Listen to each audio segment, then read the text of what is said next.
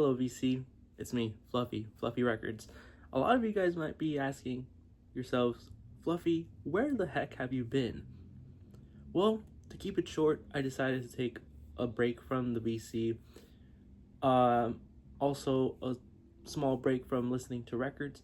But my tiny brain up here also said, okay, just because you're doing that, you should still be buying records.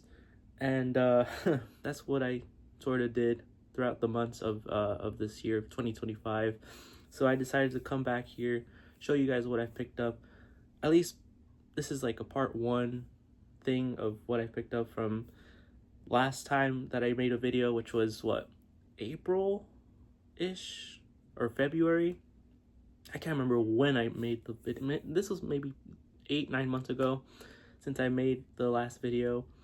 So these are records that I've purchased from April to August. Like I said, this is part one. Starting off with this one, decided to blind buy this, but this is more of a support the artist, support what this is for. And this album was made for my friend, my buddy Harry from Harry's Music Room. This is Ed Hamel's Harp for Harry. I believe this was released this year. What I like about this release is this was put out on Bandcamp. I believe there were 100 copies, and they were individually painted, like different cover design, and I'm pretty sure Harry's friend, which is the artist here, Hamel on Trial, Ed Hamel,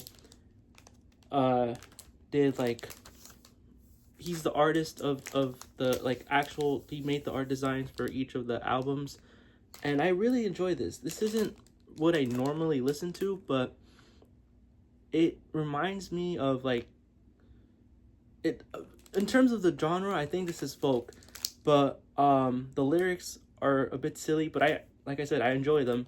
And I also I was gonna say, this reminds me of like the 2000s for some reason. But yeah, Heart for Harry. Shout outs to Harry from Harry's Music Room once again, because he's the one who had an extra copy. The Bandcamp site sold out of this, and I wanted it, and yeah, he sold me his extra copy. So thank you again, Harry. The next one, I'm pretty sure a lot of you still remember that I said I was going to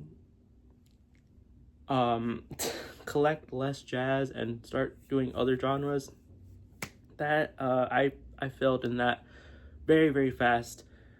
But I will say, in terms of like listening to music on my phone, streaming and whatnot, it was less jazz and more other genres, which I should be happy about. But in terms of collecting records, I think my focus will still be jazz. There are a few heavy metal stuff that I have here. Actually, there's only two. This one I got because I remember from like a streaming playlist.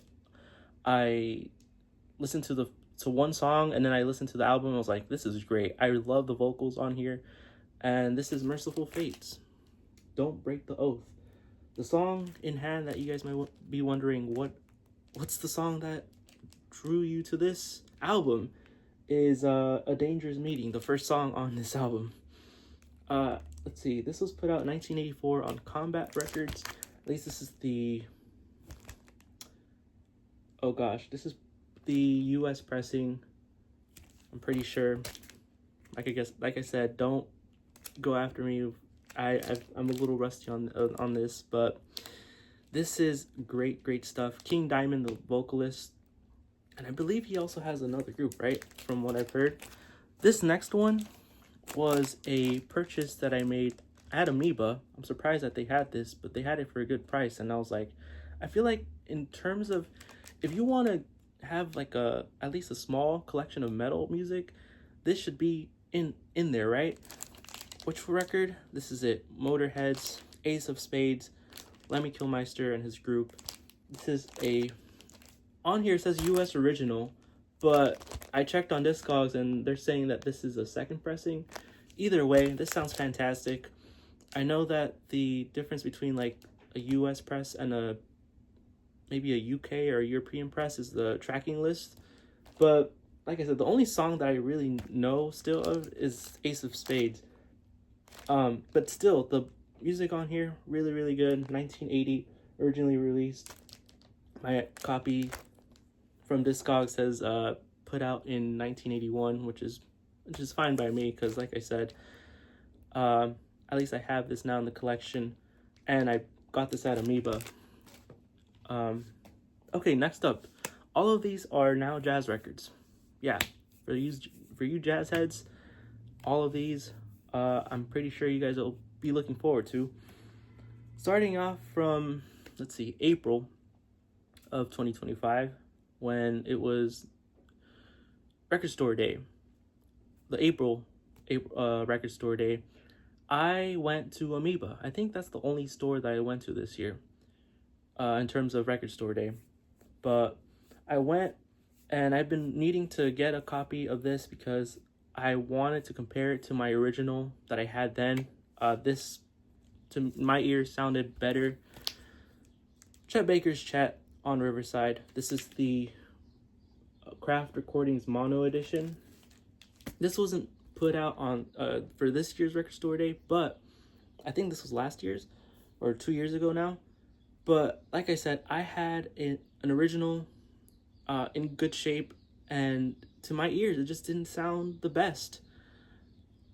I don't know if it's just some of the Riverside stuff that just does not sound good, but I found that these Chet Baker reissues just sound a lot better than or at least the Riverside ones sound a lot better than the original. So I sold this one already, and I sold the It Could Happen to You where Chet Baker sings. And yeah. Oh, also Chet Baker in New York. I sold that copy because I found the stereo Craft to be sounding a lot better. So yeah, I don't know if this is an essential. I know a lot of people don't really like Chet, but for me, Chet Baker has a nice place in my heart. He is one of the first ones that drew me into vocal jazz, and apart from vocal jazz, also like his instrumentation work. So I'm very happy to have this. Another one that I got on that day, Record Store Day in April, was this. Shoutouts to Jeff Myers, VC member. He actually had this in his hands first, and we were looking in the bins together, side by side, and he had pulled this out, and I was like, oh, I have this, or at least I have the reissue, but I've been wanting an original, or original/early copy. And he was like, oh, really? Well, he handed it to me, and I was like, oh, thank you so much, Jeff. Shout outs to Jeff. He handed me this record. Charles Mingus. Blah, blah, blah. This is on Impulse. Released in 64, recorded in 63. This is a large ensemble group of brass and woodwinds. This has a lot of good songs that I realized when I was looking it up. A lot of the songs that they played Mingus had already played in prior albums of his, like on Bethlehem and Atlantic. But this is a good one. I really like this jam session. I feel like you can never go wrong with Mingus. And like I said, I've been wanting this. This was, I don't know, maybe $30, which is crazy to me because this is a first stereo pressing, and they had this same exact copy on the wall the same day. They had it for like $75. So I don't know what happened there, but it's super clean. And like I said, thank you, Jeff, for handing this to me. I have I had the Acoustic Sounds reissue, which is also fantastic. But these days I'm going for, in terms of like stuff done by Rudy Van Gelder, like I want either a first press or an early pressing of his stuff. But yeah, moving forward, this is maybe in May. I went back to Amoeba, and I went back to Amoeba because I was going to a listening event later that day, but I stopped by to Amoeba first to see what they had, and I saw this in the bin. This is Leroy Vinegar's Leroy Walks on Contemporary. They have this in the regular bins for a good price. I know Leroy Vinegar did a lot of stuff as a sideman. As a leader, I think maybe he put out a couple albums. I know he did a Walks Again album on Contemporary later on, but this is one that I've been wanting to get. I know that Kraft, I think, also put this out as a reissue, or whoever's running the Contemporary stuff these days. And the lineup here, let's see, we have Leroy Vinegar on bass, Teddy Edwards on tenor sax, Gerald Wilson on trumpet, Victor Feldman on vibra harp, Carl Perkins on piano, and Anthony Baisley on drums. Cool one to have. Yeah, Leroy Vinegar. Okay, the next record that I have is from the listening event. My buddy Jacob went, did a gig at a record store, and of course I had to go because A, it was here in LA, and B, I had to support my buddy. And on top of that, I bought his album, Jacob Wentz Silver Street, on Haydn Records. This kicks ass. This is an album that will take you back to the 50s and 60s. I know a lot of people have already said this, but it truly does take you back to like a Blue Note album. And what's cool about this is like all the music on here is, I'm pretty sure it's all done by him. And like I said, the music is very late 50s, early 60s, mid 60s. The recording, fantastic. I believe this was done by Kevin Gray, or at least the lacquer was cut by him. And guess what? He was there. I got to meet not only Jacob for the first time, but also Kevin Gray. I'm pretty sure I'll put a picture up here of me and Jacob and Kevin. But I got Jacob to sign the album, as well as, who was it? I think the trumpet player, right? Yeah, the trumpet player, Harry Ostrander. I'm sorry if I butchered the name, but he was there. It wasn't the original lineup, but it was still very, very fun to be at. And man, Jacob, you absolutely killed it that day. Shout out to Jacob. Listen to Silver Street wherever you can, and pick up the record if you haven't already. Okay, so that day that I picked up the Leroy Vinegar album, I looked at the Amoeba walls and I saw a freaking absolute one record that I wanted, and I was like, damn, I did not bring the funds for it, so let me come back the next day and see if they still have this album. And of course they did. I am happy to have an original now of Tenor Madness by Sonny Rollins. This is an original Prestige with the address 446 West 50th. And yeah, I had a second press of this, which wasn't in the best shape, and I had the Acoustic Sounds reissue, which is a good start if you want to start collecting jazz. But I saw this on the wall and I was like, I gotta grab this. This is one that, I mean, listen, the lineup on here, spectacular. You have Red Garland on piano, Sonny Rollins on tenor, Paul Chambers on bass, Philly Joe Jones on drums, and you have Coltrane featured on the tune Tenor Madness. I am so happy to have upgraded this. A lot of what I'm going to show are actually upgrades, more so in the next part of the video, which I'm not sure when I'll post, but for now I'll show you guys what I've upgraded. So this is one of the upgrades. This next one is actually an upgrade as well. This is the promo copy. I finally have a promo copy of Herbie Hancock's Wandishi on Warner Brothers white label promo. Got this one on eBay. This is just a killer one to have. me personally, I think Herbie does no wrong in terms of his albums. Like, he just, anything he put out, just gotta have. So happy to have this one.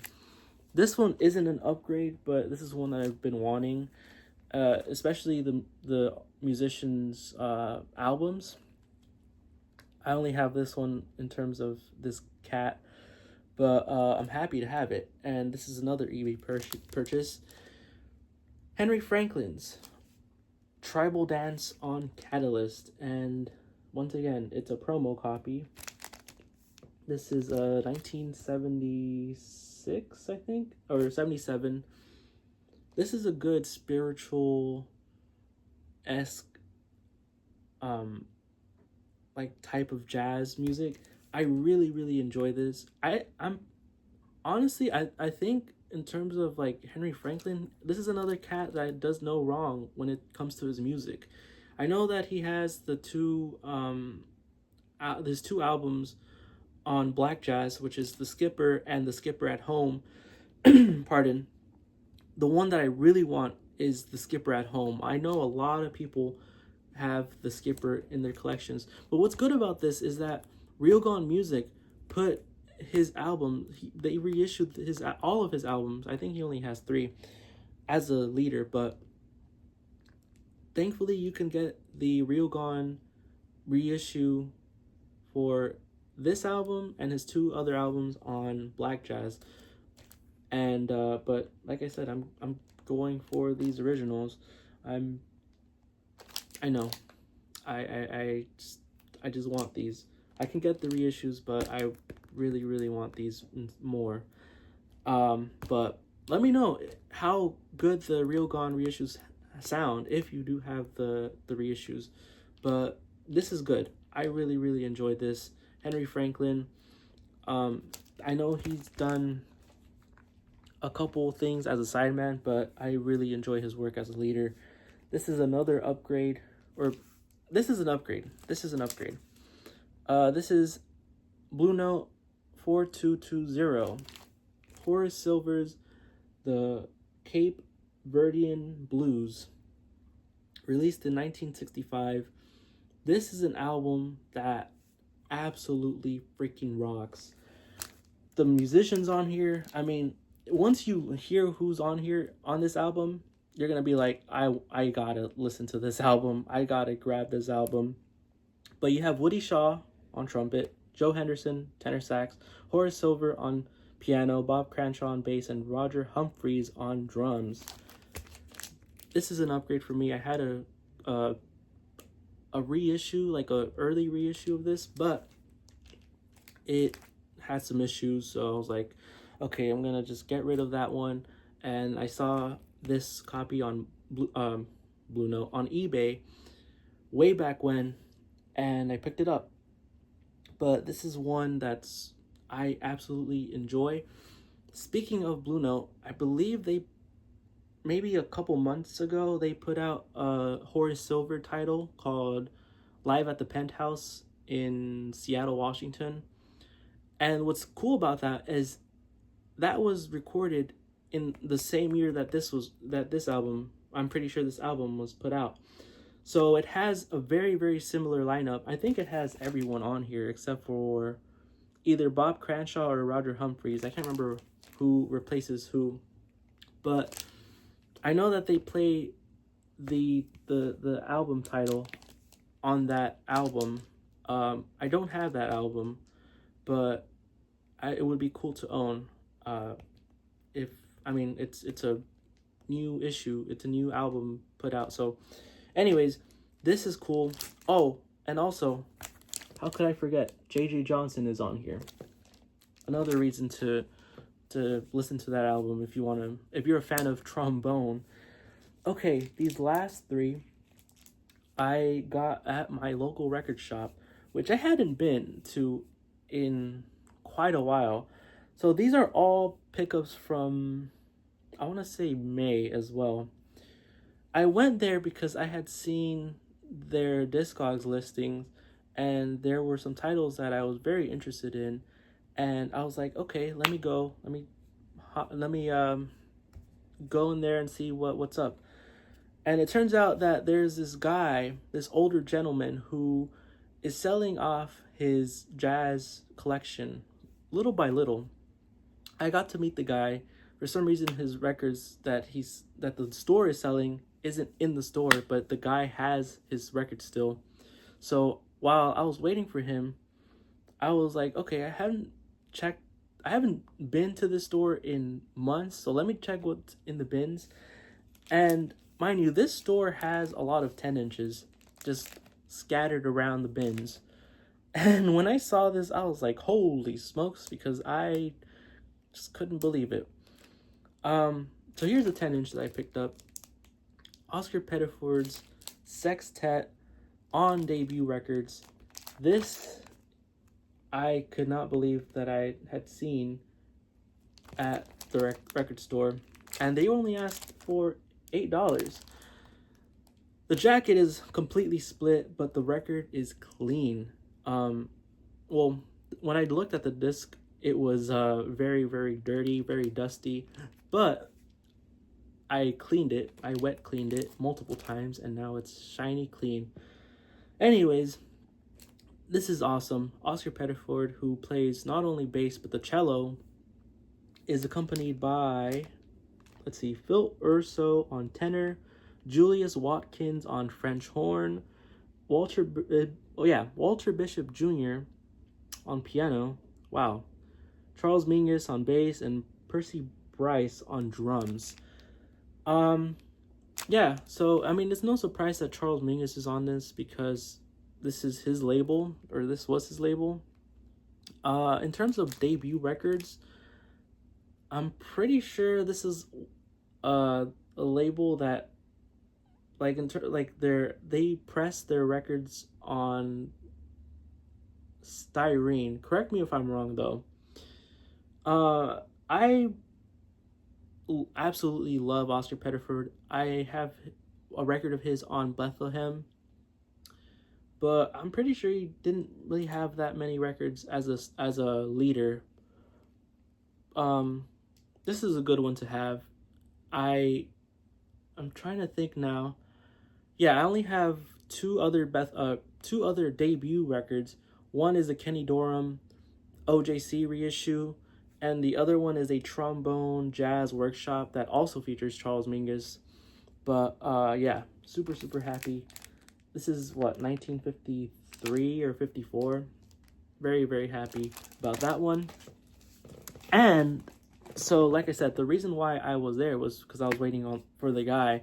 I saw the records that I saw some of the records that were listed on the Discogs page, and turns out he had more that weren't listed on the store's Discogs. He brought extra for me to check out, and I'm pretty sure this is one of the ones that I was like, okay, I gotta have this, because you guys, this guy's records are clean. Like, this guy had a ton of clean Prestige, a ton of clean Blue Notes. I mean, he had an OG Art Blakey's Free For All, super clean. The big one that he had was Dexter Gordon's Go, original Blue Note mono. He was asking for way too much though, so I was like, maybe someday, man. But it turns out he already sold it. So this is the one that I wanted to get, because you don't ever see this one. You don't ever see people show this. And this label is very just unique, I guess. This is Kenny Dorham's The Arrival of Kenny Dorham on Jaro. Extremely clean copy. And yeah, released in 1960. Kenny Dorham is here with Tommy Flanagan, and who else? Can't remember who else is on here, but this is a good hard bop record, one that I've seen online a ton of times, but it's just people are always asking crazy money for this. But I know there's another title on this label that is J.R. Montrose on the Jaro label, which I think has a way better lineup than this one, but just crazy money. Anyways, Kenny Dorham, like I said, 1960. I might as well show you guys the lineup. It has Kenny Dorham on trumpet, Charlie Davis on baritone sax, Tommy Flanagan on piano, Butch Warren on bass, and Buddy Onlow on drums. Look how clean the back is. I mean, this guy took great care of his records. And we also had a conversation, just a jazz conversation, while he was there.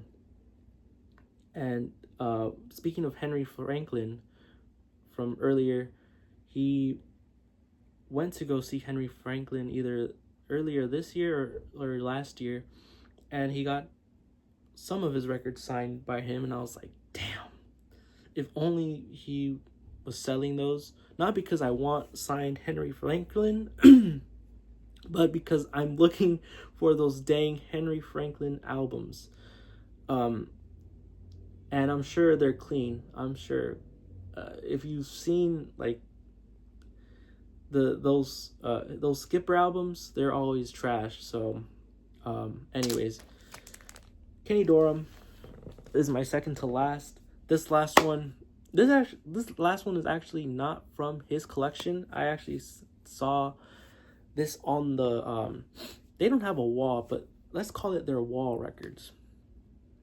I saw this and I was like, hold on, this is not what I think it is, right? Because it was way in the back, and I went up to it, and it's all the way up there. It's not a very large collection of wall records, and I look closely and I see that this album, okay, it's a Blue Note album, and I saw that it doesn't have the 8 at the front, and I was just like, oh my god, this is a mono copy.